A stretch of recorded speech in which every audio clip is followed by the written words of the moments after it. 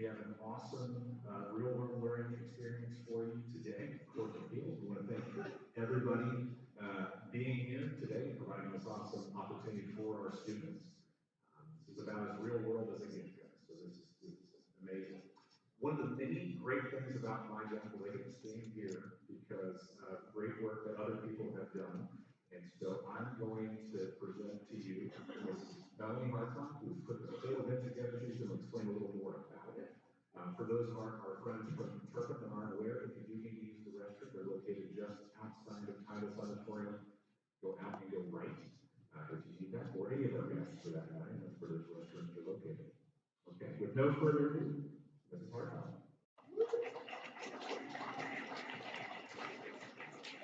All right, guys. Well, I'm really glad you're here, and we want to welcome the Ohio 1st District Court of Appeals to our auditorium today. This is part of their courtroom in the community program. The 1st District provides local communities with educational initiatives like this to allow you the opportunity to view the Ohio judicial system in action. The 1st District Court of Appeals is one of 12 appellate districts, and it deals with cases all throughout Hamilton County. Its job is to review decisions made by lower courts and see if they were right. A panel of 3 judges, including presiding Judge Ginger Bach, Judge Robert Winkler, and Judge Jennifer Kinsley, will hear 2 cases today, one about a crime and one about something civil, meaning non-criminal. Each side in these cases gets 15 minutes to explain their point of view. Before making decisions, the judges read documents, they check records from the lower court, and then they do some research. After hearing arguments, they discuss the cases, and one judge is randomly chosen to write a detailed explanation of their decision.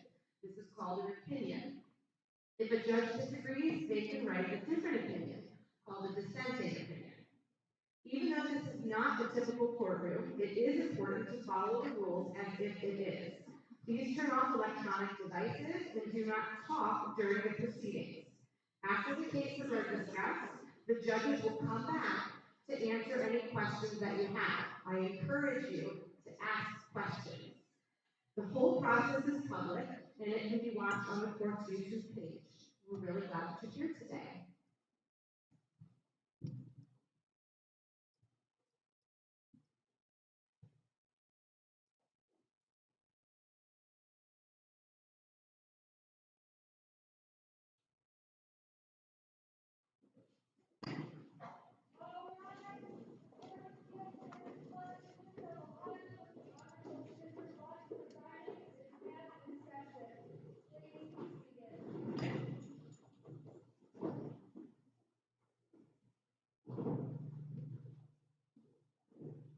Everybody, and welcome to the 1st District Court of Appeals at Anderson High School. We're very excited that we have so many students here watching, and I hope that this is a great experience for you.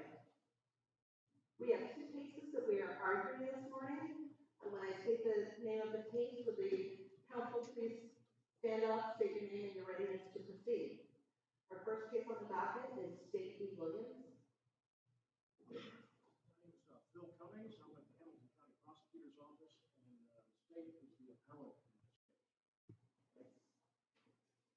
More Peters, I'm from the Hamilton County Public Defender's Office on behalf of Sullivan.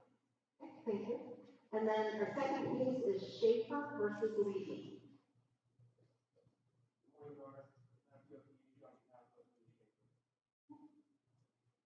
Morning, Your Honor. Justin Whitaker on behalf of the appellee, Sandy Levy. Thank you so much. I will keep the time, since we don't have the light system, I will wait and have about a minute to go. You can come on up, Mr. Prince.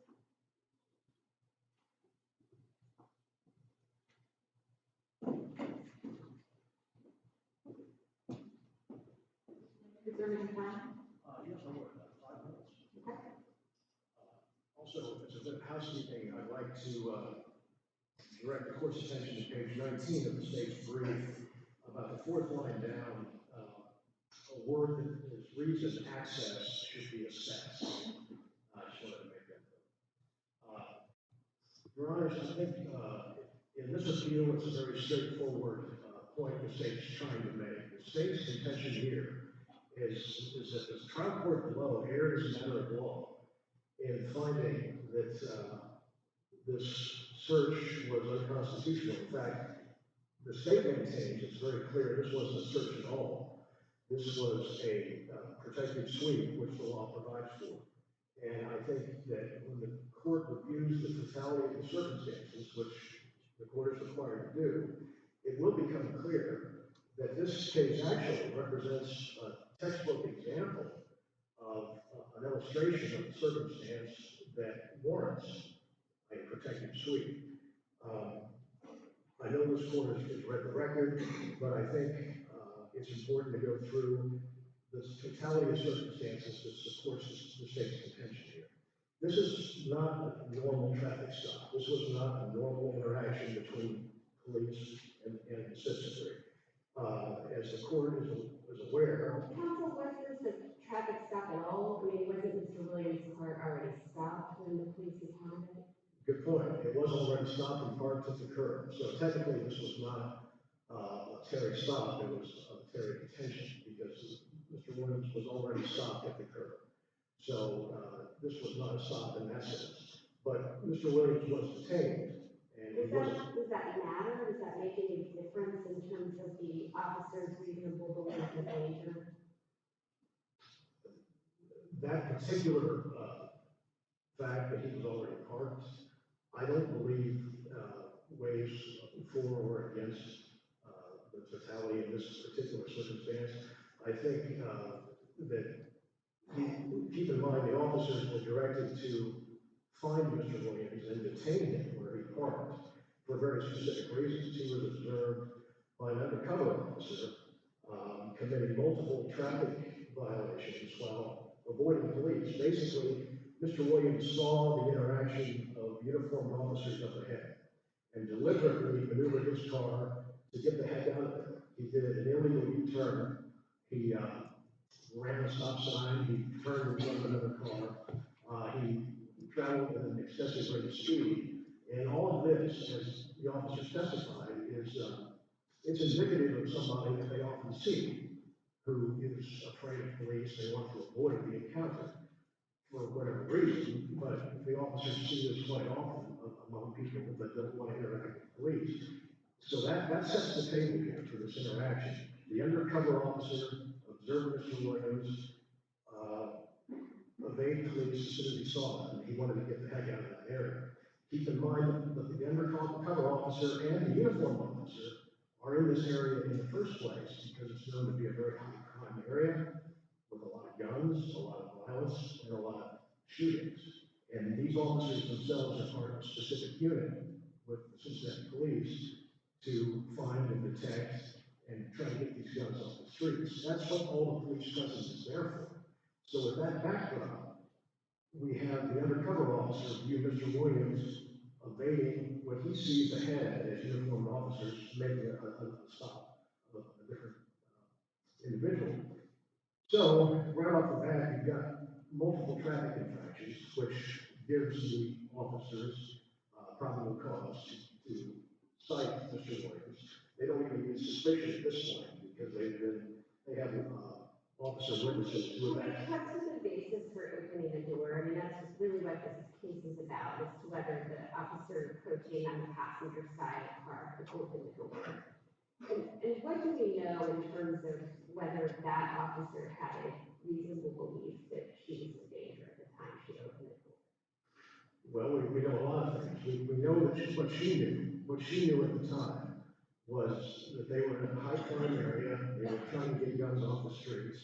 An undercover officer told them to detain this person because he seemed to be acting in a way to avoid the police. In fact, he committed many crimes to get away from the police. And as her fellow officer exited her cruiser, they noticed that Mr. Williams, in a very agitated state, got out of his car initially and started to confront them. The officers testified this is abnormal. This is not the usual interaction when you approach a car. Keep in mind, I don't even think that he was initially aware that they were coming around for him. So for him to jump out of his car initially, I think gave some pause. That made them concerned. She knew that, and she knew that he was already out of the car before her partner was even able to get up to the window to talk to him. So his behavior has already started to develop a pattern. He's already been known to be evading police. Now he's physically jumping out of his car and confronting them. So two things right off the bat. When he was ordered back into the car by the first officer, the one approaching on the driver's side, he complied with that instruction, didn't he? I think he did get back. However, there was concern because both officers testified that he had excessive tint on the automobile windows. But didn't he, I watched the video several times, it appeared that when the officer told him to lower the windows, he began to comply. There was testimony that. No, I was actually watching the video, That's what Judge Triggs mentioned as well.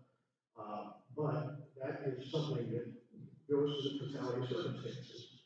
I don't think that the officer Carter on the side was certainly aware of that. She did not know that he was attempting compliance. But you could see on both videos that the passenger side window was beginning to lower as she was opening the door. But, true, but she did not know at this point what had been said, if anything, between her partner and Mr. Williams. The circumstances of this stop rendered the officers essentially blind and deaf. They couldn't see into the car because of the tint. They had a hard time hearing. Officers would always be able to go into a car and start opening doors and intruding into the cabin of the car if they can't see inside. There's many circumstances, so tinted windows are one, but I could think of maybe weather situations like pouring down rain or something or glare might impede your ability to see into a car. So is it a bright line rule that when they can't see that they would be able to go in? No, that's the hallmark of these types of cases. There's no bright line rule. It's always look at all the circumstances. That's why we have the totality of circumstances. Yeah. Mr. Conley, let me ask you a question about I know it's heavily tinted windows. The defendant began to roll down the windows. The trial judge said that it was premature to open the door. So my question is, had he complied and rolled down the windows, the gun, at least as far as we can tell, would have been plain view, wouldn't it? Had that back rear window been open, the gun was the passenger seat, and as soon as the judge opened, or as soon as the officer opened the door, she saw the gun, or she saw the front of the gun. So I guess there's a much ado about nothing that the officer opened the door, maybe prematurely, when had he complied, he can't see the gun. That's a good point. I wish I'd argued that. It's almost like an inevitable discovery. But I see my time is up, so. You got another 30 seconds. You want to I just think that it's in this particular circumstance, it's just not the tinted windows. You have to remember the music was blaring, and he made no effort to turn the music down. So the officers couldn't hear each other, they couldn't hear him, they couldn't see into the. So the music, it seemed to me like when they first got there, the music wasn't on. It seemed like he might have hit a button or something, and Mariah Carey started playing very loud.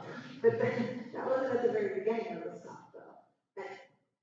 Am I wrong about that? No, no. But I think that he jumped out initially and started to confront them, and then, when that happened, they couldn't hear. And I think it just lends more to the totality.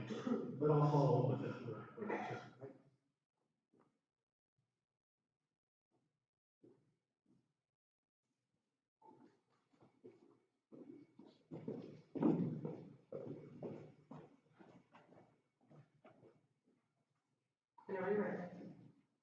Good morning, honors. May it please the court again. I'm Laura Peters. I represent Saul Williams.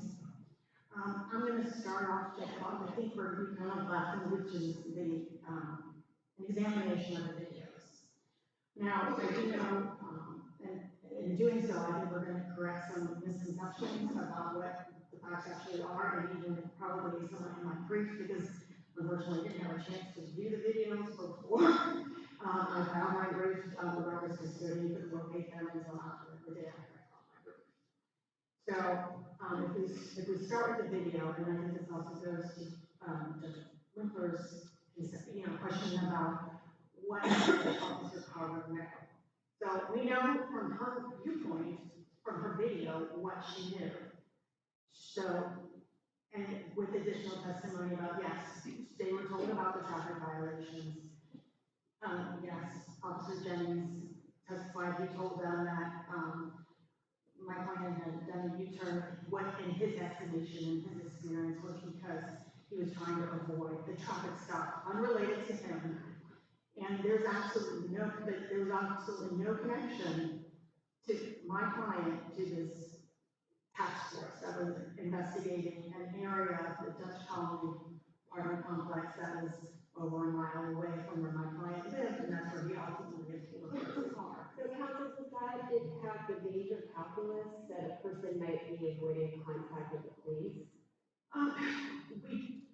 It could if we knew for sure that that's what he was doing. We don't know if the road was blocked because of the traffic stop. So maybe he was doing a U-turn because he didn't think he could safely get around it. Or if he just was like, the traffic is backed up because of this traffic stop and I want to get home and I have an alternative route. So no one knows exactly why, but I will admit that yes, the U-turn is a traffic violation. And therefore the officer's approach to the vehicle was lawful. And Is it a reasonable assumption for a police officer to assume that a person is dangerous because they don't want to encounter the police? no, I think in this world and day and age, my client is a black man.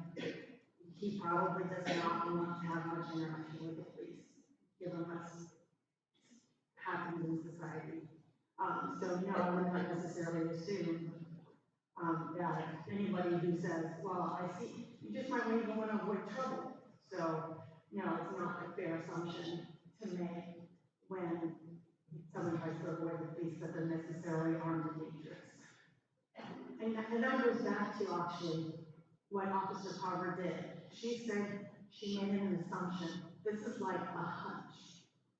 Her assumption was based on that she thought, though she didn't know if Officer Owens Jordan had ordered my client to roll down the windows. She assumed he was being non-compliant. So when she gets out of the vehicle, which is about 30 seconds into the video, she gets out, she puts a stop stick behind his back wheels, or in front of his back wheels, and she gets on her radio to call him the report, and as soon as she gets off the radio, she opens that door. Let me ask you a question, ma'am. You see the Constitution, the question about the police either requesting that your client roll down his windows. You saw the video, you cannot see that. I'm having trouble hearing you. Is there anything constitutionally deficient that you are aware of in requesting that somebody be rolled down their windows if they're heavily tinted? No, there's nothing. No, I can't say that there's any constitutional violation going on for rolling down the windows. If he's done that, then I'll guess it's the same question I asked you coming then. Wouldn't that firearm have been readily apparent? I don't know. And we don't know because Officer Carver didn't allow that to happen. The judge said she did it too soon. The officer opened that was his. Right, and we also don't know how far down that window was gonna go. We don't yet, so that back window, so maybe it doesn't go down far enough because it was in, the gun was in the pocket seat. And not much was showing, actually. With the full door open, she had an unfettered view. We don't know how far that window would have gone down because notoriously back windows or, don't always go down the full length like the front ones do. Has the state waived the argument that it would have been discovered anyway? Yes, they didn't argue it below, they didn't argue it in their brief. So that should be waived as well as their argument on the movie exception. What do we do with the fact that Mr. Williams was coming out of the car, he was yelling some names at the officers, and then he was ordered back into the car to comply? How does that affect the reasonable belief of danger? Well, Judge Tinsley, I think if you actually look at Jordan's video, You see her get out of the vehicle, and you actually then see his car door open. He never exits the vehicle. So her order is stay in the car, not get back in the car, it's stay in the car, and yes, he complies. Because he's being compliant, at that point in time, yeah, he's being compliant, he might be upset because he's being pulled over, he doesn't understand, you know, these uniform, as far as he knows, these uniform officers have no reason to be engaging him. Is it reasonable to assume that because someone is upset with the actions of a police officer, that they present a danger to the police? No, it's not reasonable to assume that in every case. Why is that? Because people have different reactions to the police, and again, in this day and age with him being a black man, when you're having this engagement and you're not expecting it, him being upset doesn't necessarily mean he is armed and dangerous. He didn't threaten the officers. Owen Storm testifies that she had no concerns as she approached him. She had no concerns. She could see his hands are visible in the video.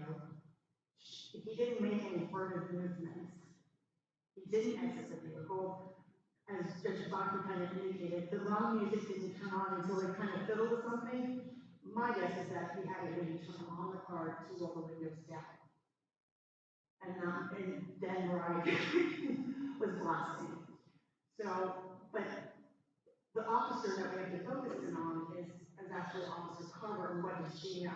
She didn't know if her partner had issued an order to roll down the windows. So her seeing the windows still up is just an assumption. It's not a fact. It's not reasonable for her to assume that my client is armed and dangerous because he may or may not have been compliant with an order her partner may or may not have given. So, counsel, something I noticed at the suppression hearing is that Officer Carver testified that she became afraid when the first officer moved forward to the front of the car. And that sounds to me like her fear was piqued based on something that her fellow officer did, and not based on something that Mr. Williams did. How do you weigh Mr. Williams' actions versus something that her fellow officer did in looking at the reasonableness of her fear? Well, it has to be under Michigan versus Long, the United States Supreme Court says there has to be reasonable articulable suspicion about the driver in this case that he is armed and dangerous. So I don't think it's fair to say because her partner, she was saying, I don't know, she actually said she feared, but I don't recall, but she said concerned, and she knew that she thought her partner's safety was on her shoulders because her partner was violating their normal procedure.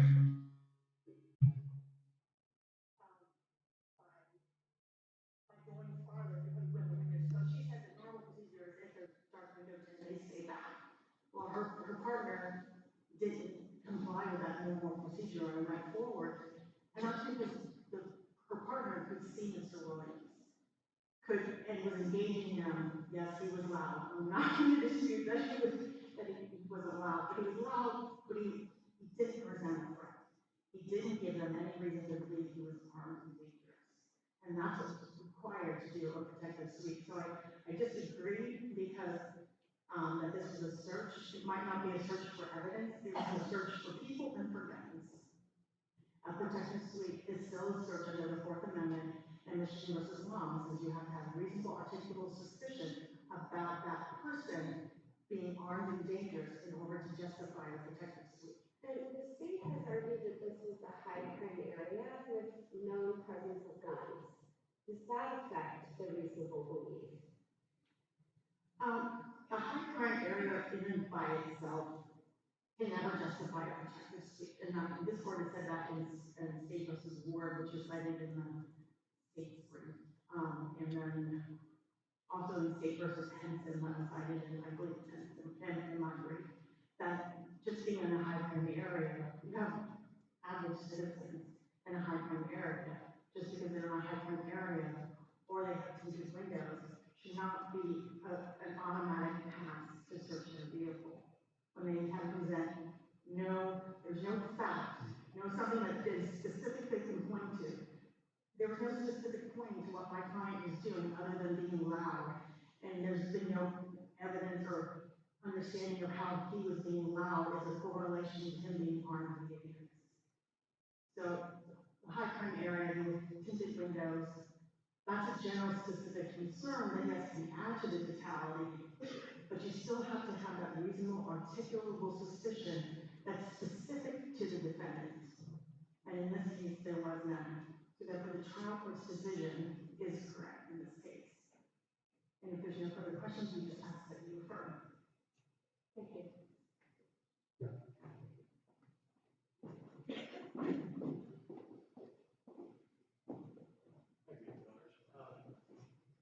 I think, just to take a step back, it's important to realize under the Fourth Amendment analysis that the touchstone of due process is reasonableness. Is it reasonable to do what the officer did here? At the end of the day, that's really the question this court has to answer. And it's going to be sending a message to law enforcement if it tells officers that they would be unreasonable in this circumstance, acting as this officer did. And I don't think that is something that can be done. I don't think that the officer here can be said to have acted unreasonably, given what we know. And all of these factors. Can you address my question about Officer Carver's testimony in this suppression hearing? That she began to feel that the situation was more unsafe when her partner advanced to the front of the car. And my question is whether we can consider something that a fellow officer did in looking at the situation, or if we are strictly to focus on what Mr. Williams did. No, I think this court absolutely has to take that into consideration. Her partner did advance on the car, and that is part of the totality of the circumstances here, and that gave her alarm, because I think she said that her partner kind of crossed the Rubicon there. Usually they wait under the protocol until they can see inside cars and the windows are down before they approach them. For whatever reason, the way this quickly evolved and unfolded, she realized that her officer was now, approaching a car. They couldn't hear each other communicate. They couldn't see inside the car. They knew that the defendant had already committed many violations of law trying to get away from them. He was already yelling and agitated as they approached. And she had to make a split-second decision to act to protect the safety of her fellow officer. There has never been any hint in this case that this was a pretextual action on the part of the officer. I think it was just a given as this unfolded that this Officer Carver acted in good faith. She truly did this protective sweep for officer safety. And I think that that's a very important point to keep in mind. This wasn't a search. And this is exactly why we even know the phrase protective sweep. This is why such a concept exists in law. When you have this type of a situation evolving quickly, she had to make a split-second decision, and it might have saved her life or her officer's life or Mr. Williams' life. And I think it's very dangerous when a trial court says this action was unreasonable. I mean, all this is true. All these factors were there. It was premature. And that gives me pause, because that implies that, if we'd given it, another 5 or 10 seconds, maybe that it would have been constitutional. That's not the way things unfold on the street. Mr. Price, this was some statement from the trial court that it was premature. Was that a factual finding or was that a legal conclusion?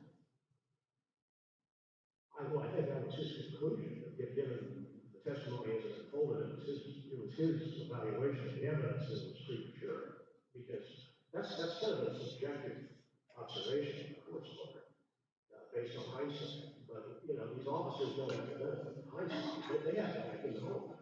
And I think it's important in a case like this, bottom line, to tell officers that, when things are unfolding like they are here, just as they happen, it's not unreasonable for you to act the way you did to protect your fellow officers.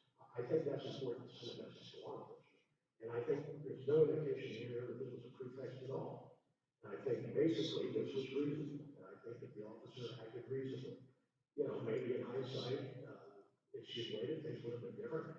But what is second guessing is often, putting on epitaphs. And I think that we're all kind of heightened now in this day and age to err on the side of safety. I wouldn't send a message to the officers, to make them second guess that kind of, I guess. Unless you have any further questions, we'll just say this. Thank you very much. Your case is now submitted and we will issue a final decision. Thank you. And if we could have, switch places with the other attorneys, that would be great.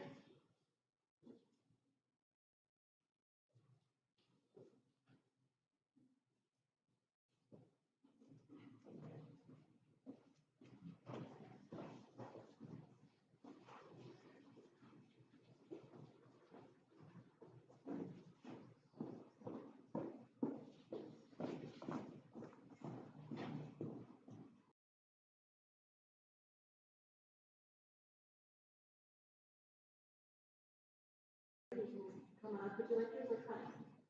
Would you like to reserve any time?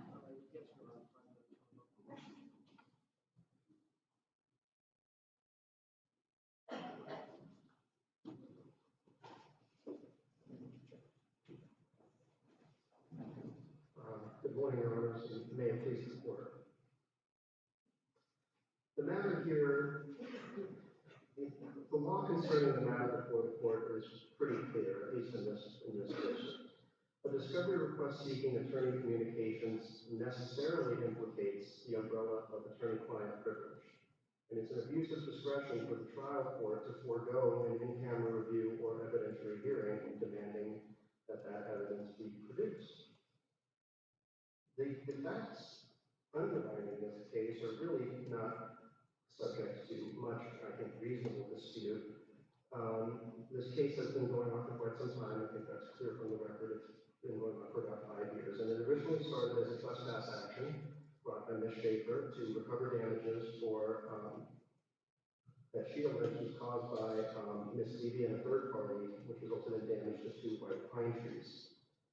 It's since devolved a little bit into a case featuring counterclaims for abuse of process and spoliation, as Ms. Levy alleges that Ms. Schaefer destroyed the trees, those 2 pine trees, before inspection. So on June 7, 2023, Ms. Levy filed and served a subpoena demanding the production of documents, communications, and ESI exchanged between Ms. Schaefer and her then counsel concerning the removal of these pine trees. So, counsel, one of those claims that you raise is that the subpoena cannot be served on a party, and so is Ms. Schaefer a party to this litigation at the time the subpoena was served? Absolutely, Your Honor. She absolutely was. And that is an argument that we raised and we stand by. Rule 45 couldn't be clearer that that's not how we get discovery from party litigants. We have interrogatories, we have document requests, we have requests for admission. And interestingly, at the same time that this subpoena was served on Ms. Schaefer, she was also served with interrogatories by Ms. Levy as well. And because this case has somewhat of a complicated procedural history with different parties coming in and out to different claims and counterclaims and cross claims, can you explain for us what part of the case Ms. Schaefer was still a party to at the time that the subpoena was served? Ms. Schaefer was still she was a counter-defendant at the time. So the remaining claims were Ms. Levy's claims for abuse of process, I believe, and damages related thereto. I think the spoliation claim was dismissed.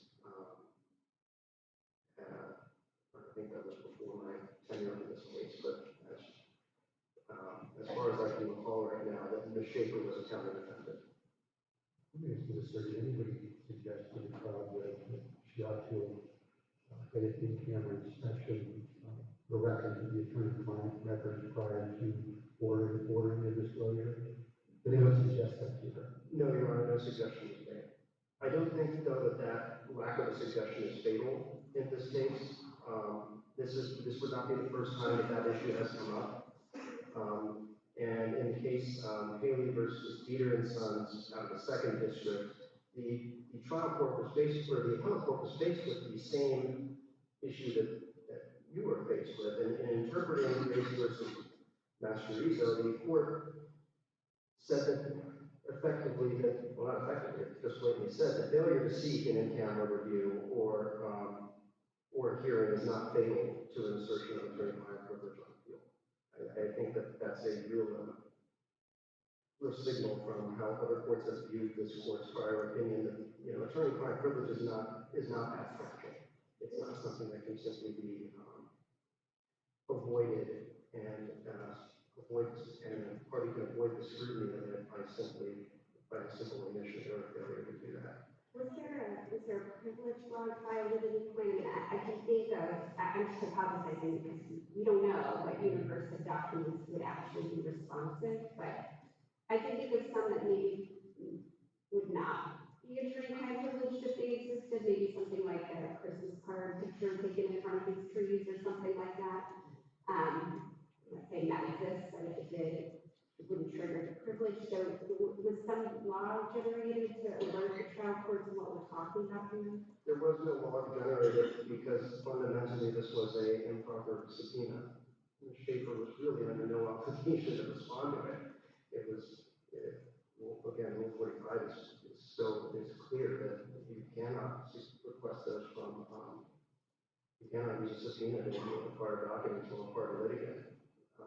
I think it would be to hold otherwise would be effectively declaring open season on the pro se litigants, even though we may presume that they know the rules, they don't know all of the rules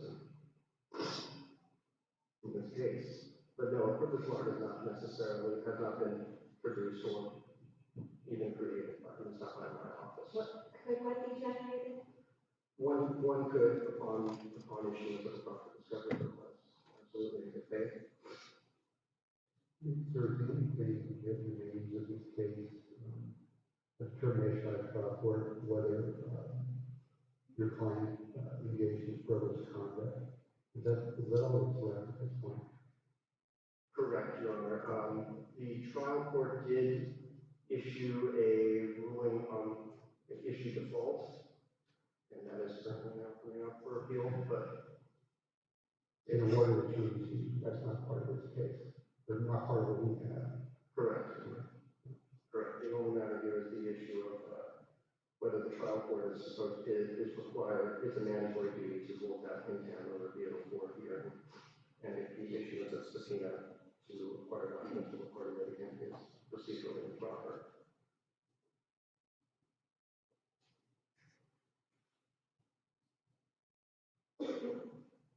Your Honors, I think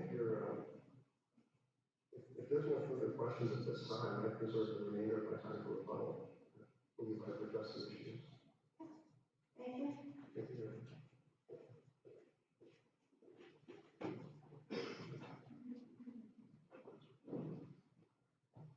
Morning, Your Honors.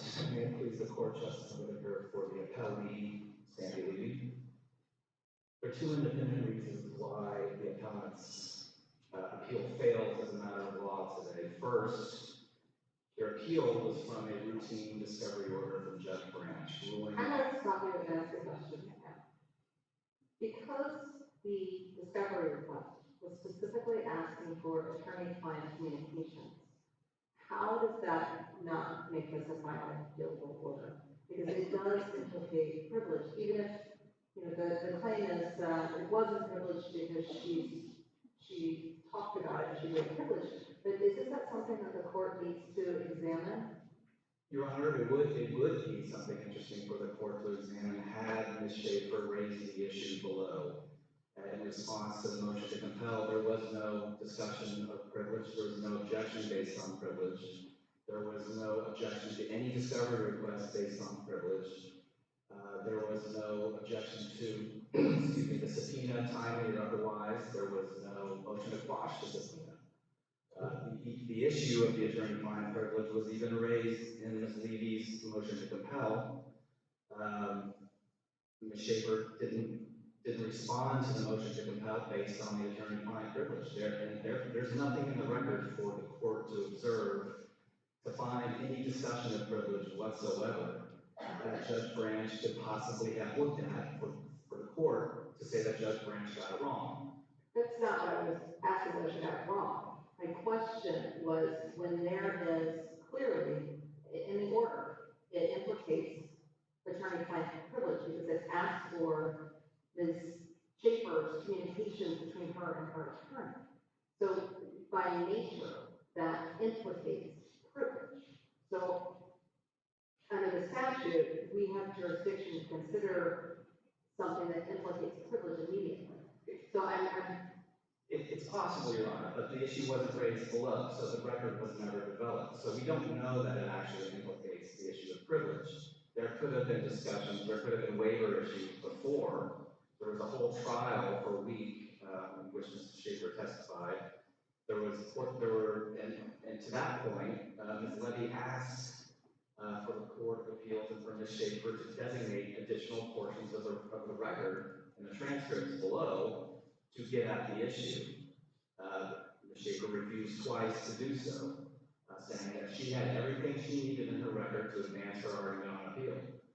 We don't know that those communications, documents, and records had anything to do with the attorney-client communication or the attorney-client privilege. It wasn't asserted below, nor was there any request for an encounter. Counsel, isn't there an email in the record below that Ms. Schaefer submitted as an exhibit, in which she does say, I assert the client counsel privilege?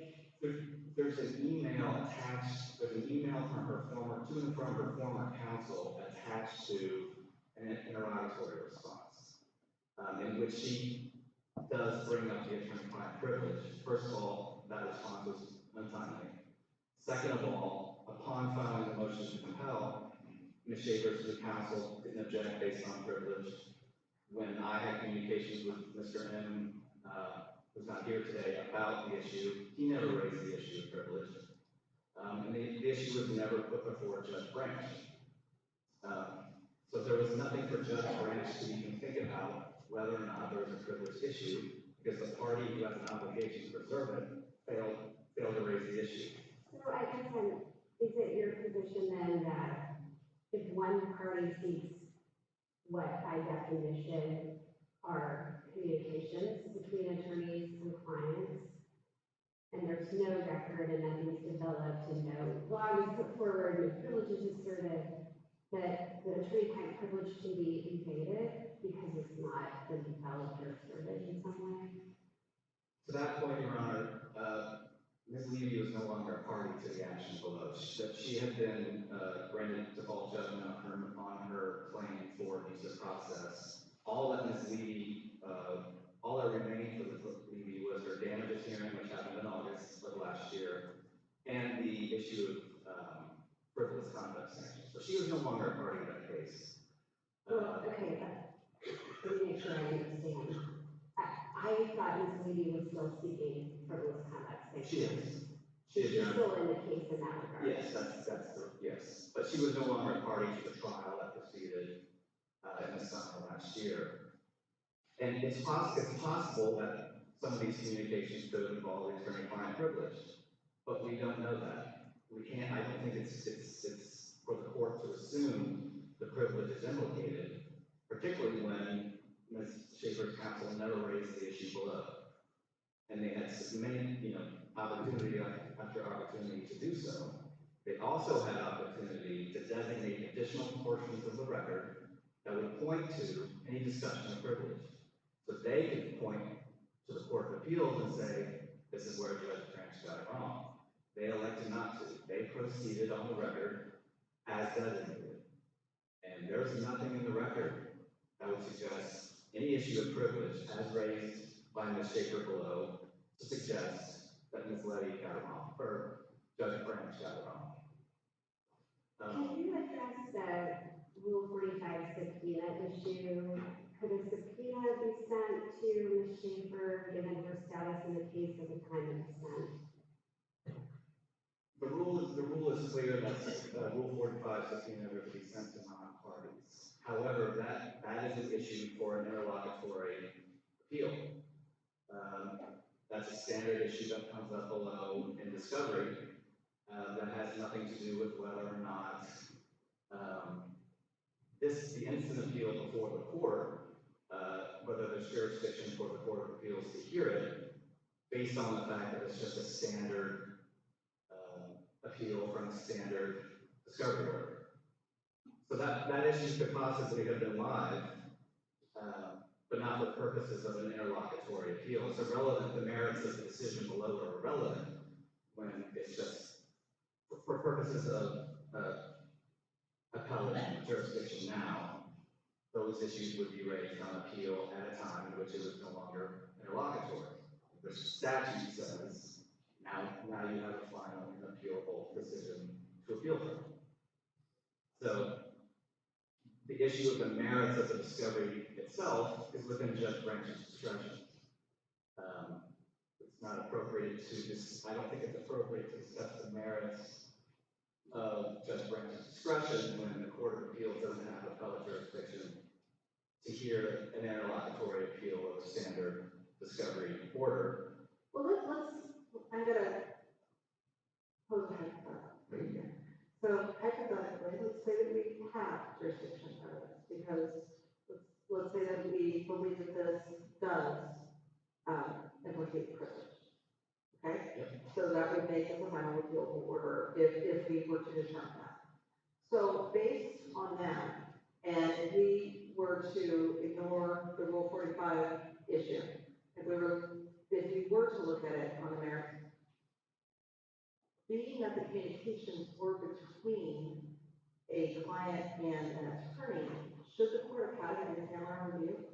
Had Ms. Schaefer asked for an in-camera review, there would have been documents for Judge Branch to review to determine whether or not there should be an in-camera review, whether or not any of those materials were privileged.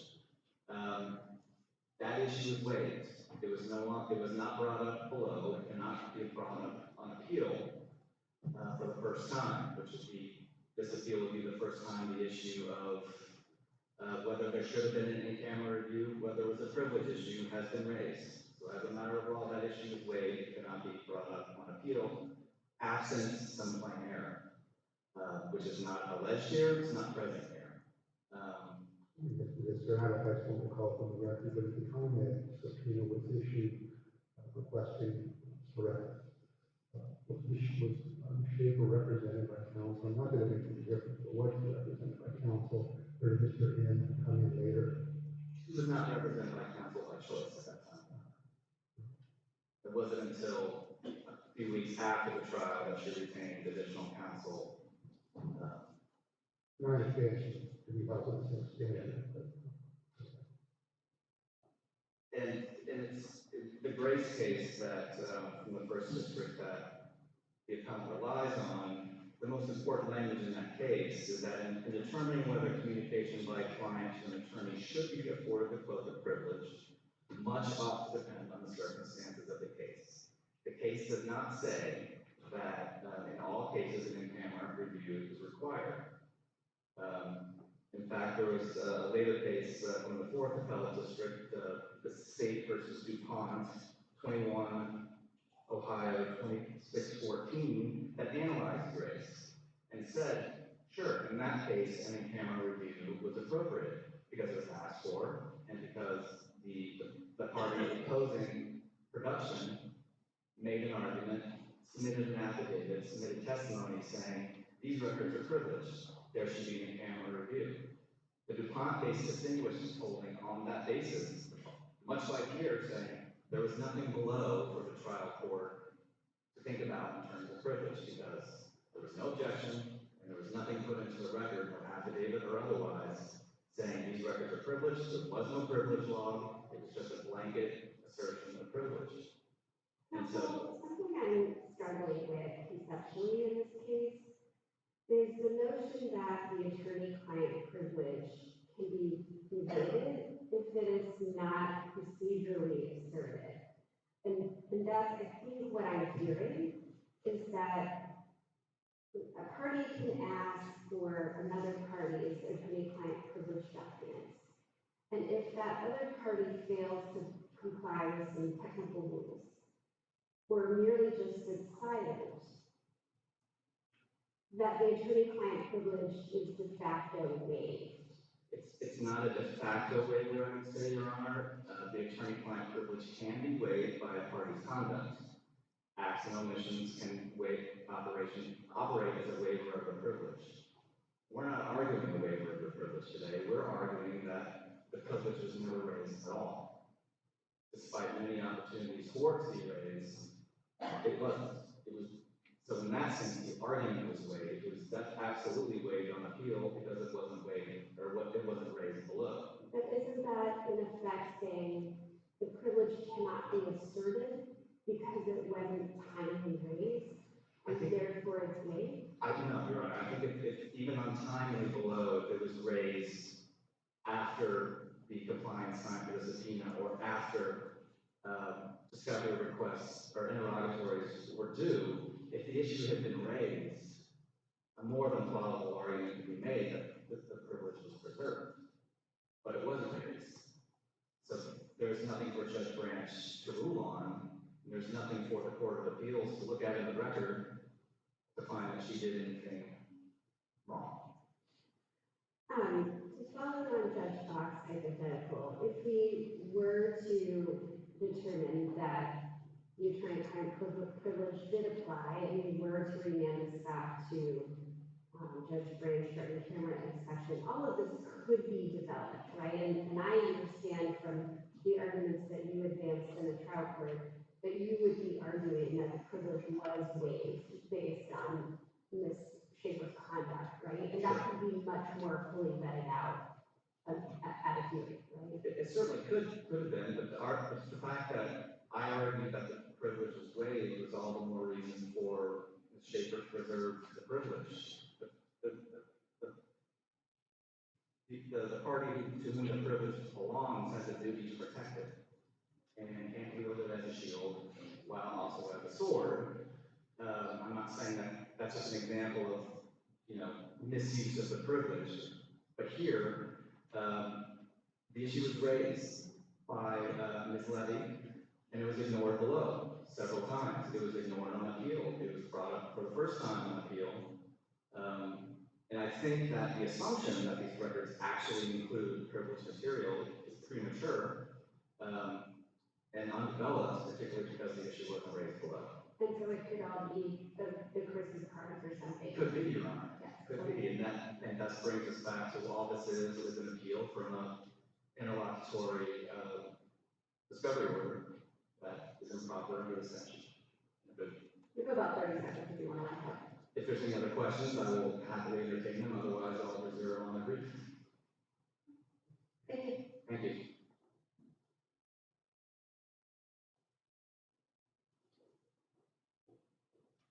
You have about 8 minutes to report. Thank you, Your Honor. I think what my colleague is suggesting is that this court should not issue an order because, well, Ms. Schaefer can produce the documents and communications between her and her previous counsel, and then after everybody's been able to view those documents, we can decide whether they're actually privileged or not. That is unfortunately, the genie will already be out of the bottle by that point. There is Well, isn't that the something. purpose of a privilege log? I mean, a privilege log would then identify, there's an email on this day, there's a letter on that day, there's a text message on this day, and then the court would review that to ascertain whether the privilege applied or didn't to the particular communication. Under a conventional discovery process, yes, Your Honor, that would be what a privilege law would do. What about your opponent's perspective that this could all be what I'm calling the Christmas card material? This could all be non-privileged communication at the outset. And how do we know that there's any attorney-client privileged material in the universe of responsive documents? For starters, we don't, because we don't have the benefit of an in-camera review or a developed record. But wouldn't it be on your client to come forward with that information to say if there is attorney-client privileged material and what's responsive to the subpoena? I think my client is entitled to a presumption that the documents, communication, and ESI regarding the removal of the 2 pine trees that she's accused of removing for a spoliation claim is likely attorney-client communication. Do you have any authority that's on point for that assertion? That she's entitled to that presumption? No, Your Honor, other than, it's clearly a seeking documents and production that goes to exactly what Ms. Schaefer would be discussing with her counsel at the time. I just think it's part of the reality of practicing law that if my clients, my client and I are certainly talking about what the matters are that are at issue.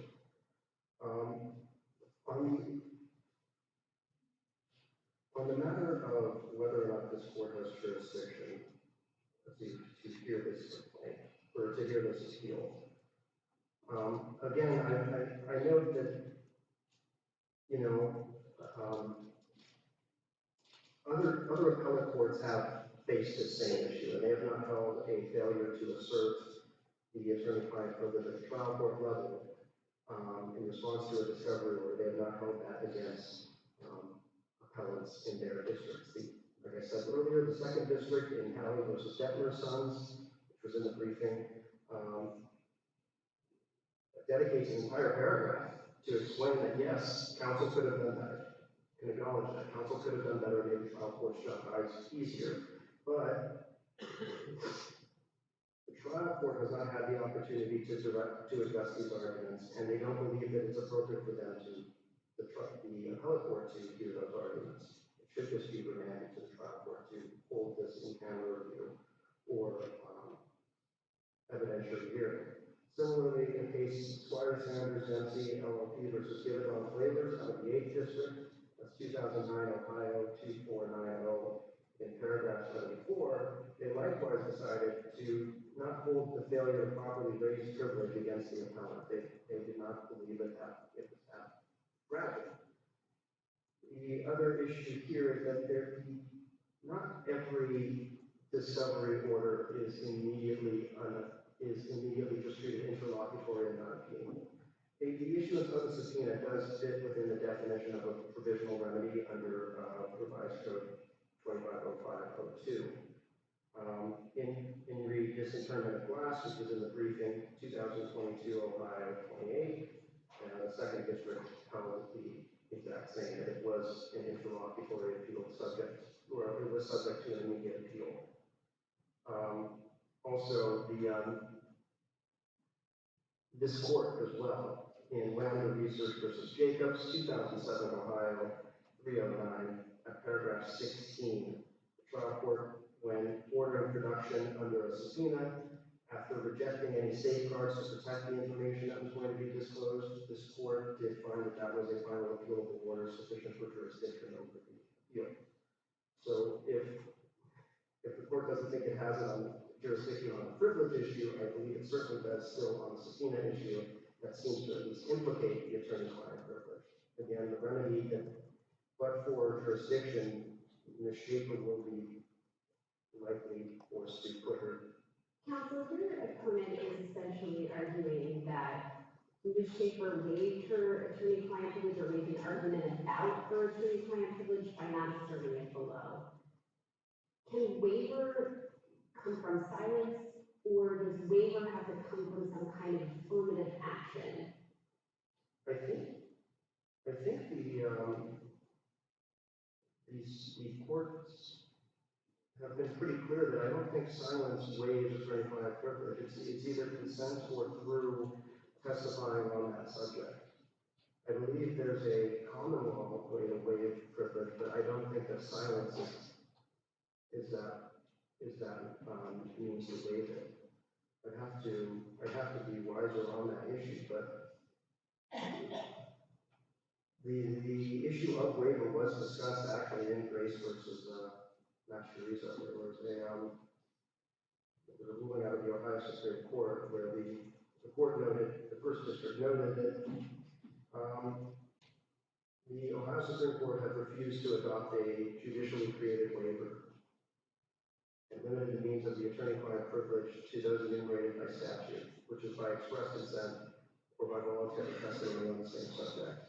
Now, the idea that there are other ways to waive the attorney-client privilege are not completely foreclosed, at least according to the Masterizo court, but I don't think any of them are present here. I think that saying that silence is a waiver of the privilege will lead to far too many pratfalls, and especially for people that are